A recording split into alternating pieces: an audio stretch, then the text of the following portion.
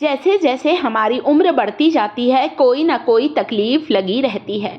कभी घुटनों में दर्द होता है, कभी कमर में दर्द होता है।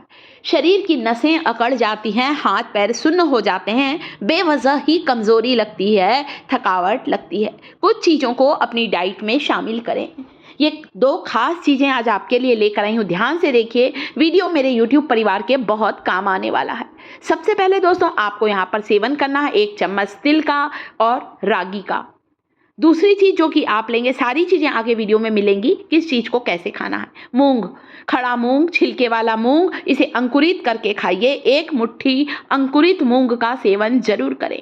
कोई भी अनाज खाइए, छिलके वाले अनाज का सेवन जरूर करें। प्रोटीन से भरपूर, कैल्शियम से भरपूर, आयरन से भरपूर, विटामिन और मिनरल से भरपूर होते हैं ये हमारे अंकुरित अनाज। अगली चीज जो आप देख रहे हैं दोस्तों, जो कि आपको जोड़ों के दर्द से आराम दिलाएगा, वो है अजवाइन।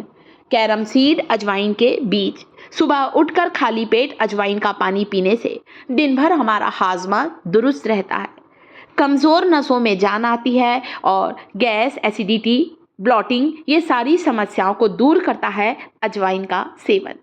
आप चाहें तो अजवाइन और धनिए का पानी सुबह उठकर पीना शुरू करें। ये कोरिएंडर सीड्स जो कि फाइबर से भरपूर होते हैं। धनिए का पानी पीने से हमारे आंखों की रोशनी बढ़ती है। तो आप चाहें तो चुटकी भर अजवाइन लीजिए। 1 चम्मच धनिए के बीज को आप चाहें तो रात भर पानी में भिगा सकते हैं। भूल गए हैं भिगाना, कोई बात नहीं।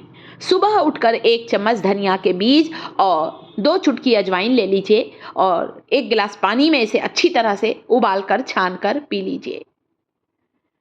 कब्ज की समस्या दूर होगी, गैस, एसिडिटी की समस्या दूर होगी। इसके अलावा आपके हाथ पैरों में जो नसों में कमजोरी आ गई है, नसों में ब्लॉकेज की समस्या है, उसे दूर करेगा धनिए और अजवाइन का पानी। मैंने यहाँ पर इसे भिगा कर रखा था रात भर। आप अगर भिगाना भूल गए हैं तो सुबह उठकर इसे, इन बीजों को पानी में डालकर उबालकर छान कर ले लीजिए। तो ये धनिया और अजवाइन का जो डिटॉक्स वाटर है दोस्तों, ये हमारे शरीर से विषैले तत्वों को बाहर निकालेगा। ये है रागी, जिसे हम लोग मिलेट्स कहते हैं। आजकल रागी का आटा मार्केट में आने लगा है। शरीर में घटते हुए कैल्शियम के स्तर को तेजी से बढ़ाने का काम करता है रागी, या इसे मिलेट्स भी कहा जाता है।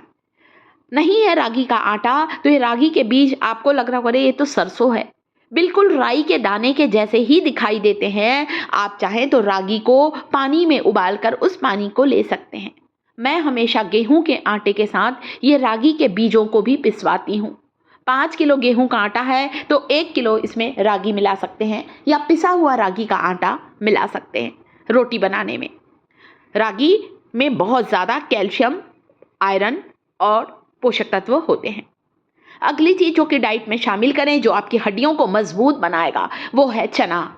छिलके वाले चने का इस्तेमाल करना है। जो भी अनाज खाएं, छिलके वाले अनाज पर ज़्यादा जोर दें। जब भी शाम के समय भूख लगे ना, तो 2 मुट्ठी चने को खा लीजिए, ऊपर से 1 गिलास दूध पी लीजिए। आप चाहें तो चने के साथ एक छोटा टुकड़ा गुड़ का ले लें। हाँ, अगर आपको डायबिटीज़ है तो यहाँ पर गुड़ को हटा दीजिए, केवल चना चबा चबा कर खाइए। 1 कप दूध पी सकते हैं। नहीं है दूध नहीं पीना है तो केवल चने को चबा चबा कर खा लीजिए। ये जो चना होता है हमारी कमज़ोर हड्डियों को मजबूत बनाता है। नसों की कमज़ोरी, नसों के दर्द से हमें आराम दिलाता है, थकावट को दूर करता है, हमारे शरीर में ऊर्जा का संचार करता है। बहुत ताकतवर होते हैं दोस्तों। पहले के लोग यही तो खाया करते थे, चना, गुड़। अरे आजकल तो कुछ भी खाते हैं लोग। डाइट पे ध्यान रखें। यहाँ पर मैं हमेशा मूंग को अंकुरित करके रखती हूँ दोस्तों। 2 दिन ये मेरा अंकुरित मूंग चलता है। जब खत्म हो जाता है उसके 1 दिन पहले हम लोग वापस मूंग को पानी में भिगा देते हैं। किसी भी अनाज को पानी में भिगाने से उसके पोषक तत्वों की मात्रा में बढ़ोतरी होती है। यह है हमारा रागी। रागी का दोस्तों रागी की खीर भी बनती है। आप चाहें तो इन रागी के बीजों को दूध में उबालकर इसकी खीर बनाकर भी खा सकते हैं। रागी के आटे को गेहूं के आटे में मिलाकर रोज की रोटी में इस्तेमाल ज़रूर करें, ताकि शरीर में कैल्शियम की कमी होने ना पाए। और ये जो तेल है, इस तेल में मैंने 1 कटोरी सरसों का तेल को मेथी और कलौंजी के दाने डालकर पका लिया है।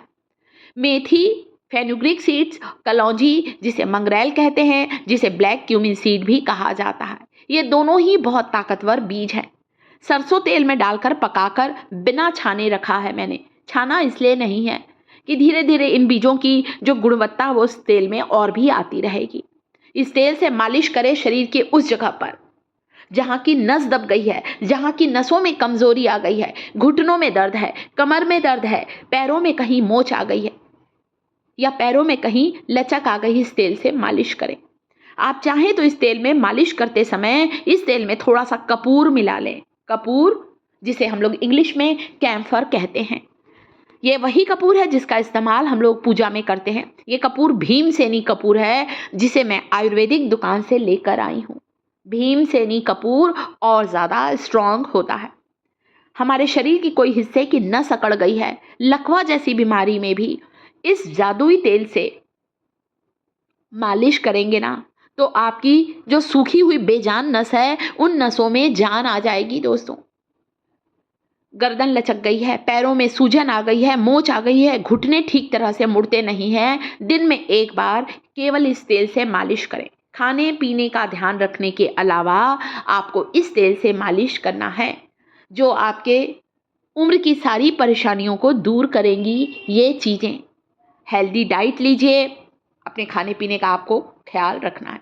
इस तेल से दिन में एक बार ही आपको मालिश करना है, आपको बहुत आराम मिलेगा। बच्चों को कहीं चोट आ गई है, पैरों में मोच आ गई है, इस तेल से आप मालिश करें। मैंने खुद ने इस तेल से कुछ दिन मालिश की है। मुझे भी गठिया की समस्या थी दोस्तों, ठंड के मौसम में हो जाती है। बराबर इसे मैं बनाती हूँ, लगाती हूँ, मुझे आराम मिलता है। ये है तिल।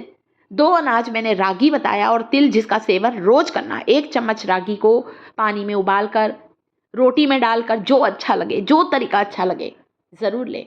1 चम्मच तिल को गुड़ के साथ लीजिए, ऊपर से दूध लीजिए। वीडियो को लाइक, चैनल को सब्सक्राइब।